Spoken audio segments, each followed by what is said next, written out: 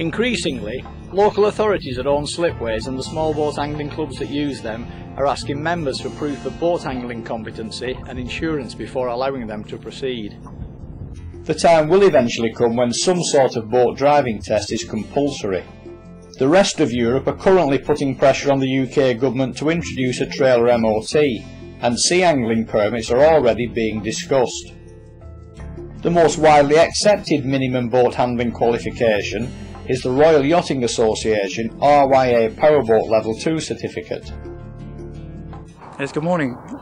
My name is Peter White and I run my own school, which is Seafeeder International, and I spend a lot of time working with Honda.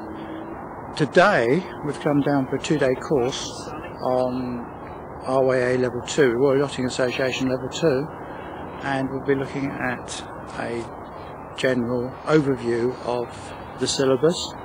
We will need to look at charts right the way through up to satellite navigation and tides, the collision regulations, and then on the practical side we need to look at general boat handling.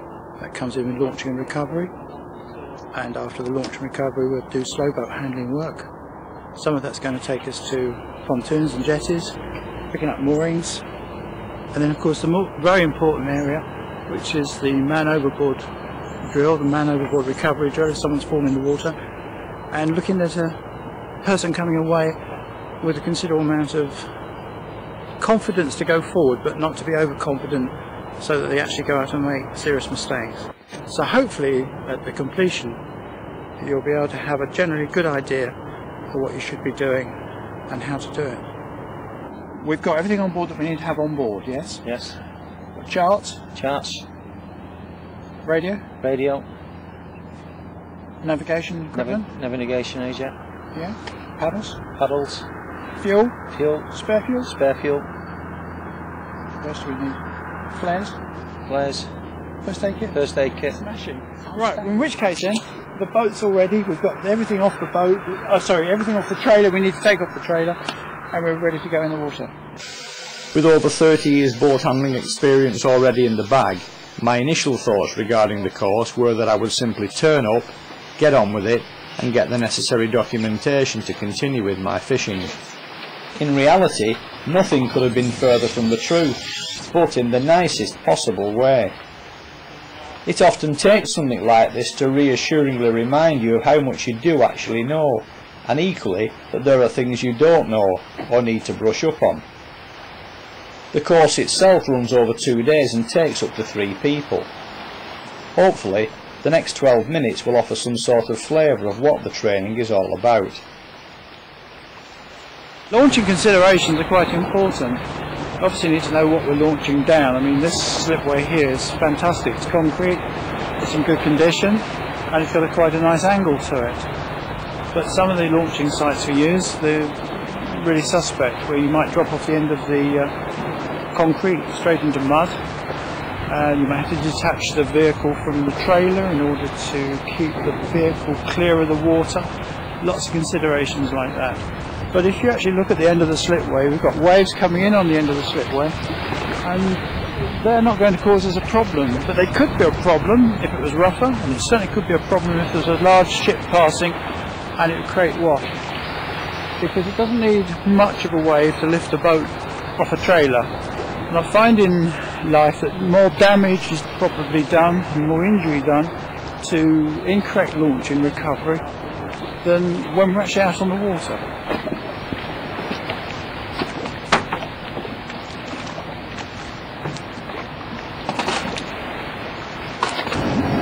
Alright, I'd like to pull the kill cord off it and see if the kill cord works.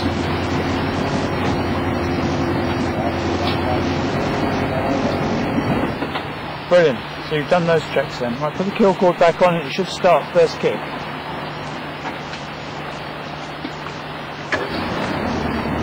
Which is what's normal. Right, having started it, check you got water coming out the engine. So check the telltale down your side, can you see it? Yeah. Okay, right, so once you've fired it, check the telltale, make sure water's circulating. If it's blocked, it's usually blocked because there's something stuck up it. I usually keep a pin on board or a little bit of wire on board just to clear it if I have to. And then if it's still not working and it doesn't work, then really you shouldn't be using the engine.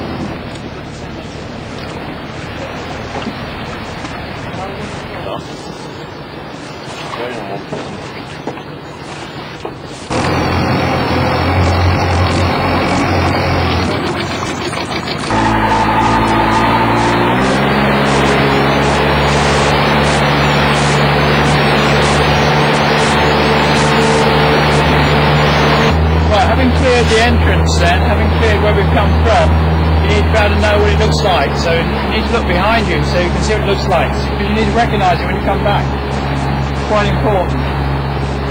You also have everybody in the boat in the position they should be in, so you know where they're sitting and that they're secure. I suppose this is the most important part of anything to do with boat handling. And the question to you guys is, how's this boat going to sit in the water, in the wind, without the engine running, or without the engine being in gear? I know we switched it off, but David, what do you think? It's probably going to lie with the wind pushing the boat upriver underneath this cuddy, probably bow first. The wind is coming from there, the sharp edges of the waves are coming at us, and the soft edges of the waves are going the other way. The wind is coming at the moment over the starboard side of the boat. Can you actually see that? We're sitting broadside to the wind, and most boats will sit broadside to the wind when they're dead in the wind. When we've got that engine running in tick over, we're going to have the engine absolutely straight, and we're going to go into reverse. Tell me please where you think the back of the boat is going to go before we try that exercise. Is it going to go straight back? Is it going to go down there? Or is it going to go up there? Dave? Depends on the rotation of the prop, I suppose. That's Right, which way it's going to go. Nice one, I'll come on to that in a second. Would you please, with that engine straight, just drop into reverse tick over? And now watch. What's happening? It's going to starboard. It's going up into the wind. Mm. I think that's because of the tide pushing us as well. So we're going to actually go with the tide. Ah, but when we were in the tide, we were actually floating in the tide at the same speed as the tide, or nearly the same speed as the tide. Okay? Right, go to neutral, please. Spin the wheel right. Yeah, oh no, the other way. Sorry, my fault. Spin the wheel left. I'm sitting the wrong way. Just touch forward, tick over. Now neutral. That will bring the wind over my port side. Now straighten the engine. So the engine's absolutely straight. And we're now bringing the sharp edges of the waves over our port side. Tick over now please, and watch the way the back goes back up into the wind. And this time it will go up into the wind faster than it did last time, because we have the propeller walking the back of the boat in the direction that it wants to travel. So we've got the mechanical wanting to go that way, but also the back of the boat's going up into the wind. And you'll find with nearly every powerboat, from that stage it will go up into the wind with the wind blowing down both sides of the hub. After a short session using the boat as a floating classroom, it was time to demonstrate our low-speed manoeuvring skills, including reversing around static objects such as moored boats and buoys. Okay, question time. Which bit of the boat's doing the turning? The engine's pushing the back around. The engine's pushing the back around. Where's the fulcrum? Where's your pivotal point? Because that is the correct answer. There's no other vehicle I can think of, although I'll probably get challenged on it. There's no other vehicle I can think of that has two totally different pivotal points. And that, of course, is one of the reasons why, when you're going astern, the back wants to go up into the wind. The pivotal point is close to the engine. You're doing a good job on this. Very good indeed. On the starboard side, point to the casualty, please. Don't take your eye off the casualty. Going down. Turning to starboard. At this point, I've been trying to sort out the wind direction, but I've got a real problem here with the wind direction. Don't take your eye off the casualty. Go to neutral now. Can you speak to Joe, please? Can you ask him if he's okay? And can you also tell him that picking him up on his port side? Can you shout at him, Dave, please? Yeah, are you okay, Joe? Yeah, he's okay. Distance, please, Dave. Distance 5 metres. Keep it to talking down. Yeah, distance 4 metres. Distance 3 metres. And then just what you need to do then is work him to the back of the boat, bring him up over the boarding platform, yes, or the ladder. Got him? Yeah, coming round the stern. Coming on board now. The water that you can see out there doesn't necessarily mean we can use that. We don't know how deep it is. It looks wet, it is wet, but what's underneath is a problem. So the chart is really important to us. We have a chart. The chart will give us our position on the water, but it will also give us information and it'll show us depths of water. and water that we can use. So we've got the brown area, which is land, the green area, which is covered and uncovered as the tide rises and falls. And then after that you've got the contour lines 2 meters, then 5 meters and 10 meters. So we do need to know how much water we've got underneath us. With the chart also, it will give us buoyage systems. It will show us where the marks are coming in from the open sea. We've got green on the right hand side, which are cone shaped, and then we've got red on the left hand side, which are can shaped. And if you pan around, you'll actually see them on the water. So this is giving us road signs. It's showing us where we can go, where necessarily we can't go, but it is really, really important to us. Also on the chart is a latitude and longitude scale. The latitude scale goes down the side of the chart, it gives us our position. The longitude scale goes down the top and bottom of the chart, and that gives us our longitudinal position. So once we've got latitude and longitude, we can sort out our position. And that's bringing in, of course, satellite navigation, which is we call GPS, Global Positioning System. And that will give us our latitude and longitude. So from that we can find our location anywhere in the world. But we do need to have a chart with us to be able to fill that in. And we have a compass rose, which gives us north, south, east and west. Now on top of that compass rose, we have got magnetic north and true north. A true north is the north-south, and that runs parallel with the longitudinal lines. And then we've got a magnetic influence which changes around the country and the world, and that will give us the position that the magnetic north will point in. The magnetic north will point through on the magnetic influence that we have. And then you've got the true north. So we need to know the differences. The chart therefore is vital.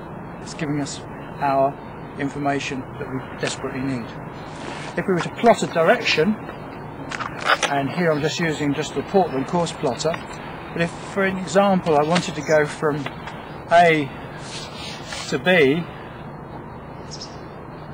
all I would need to do is know the latitude and longitude position of A and the latitude and longitude position of B.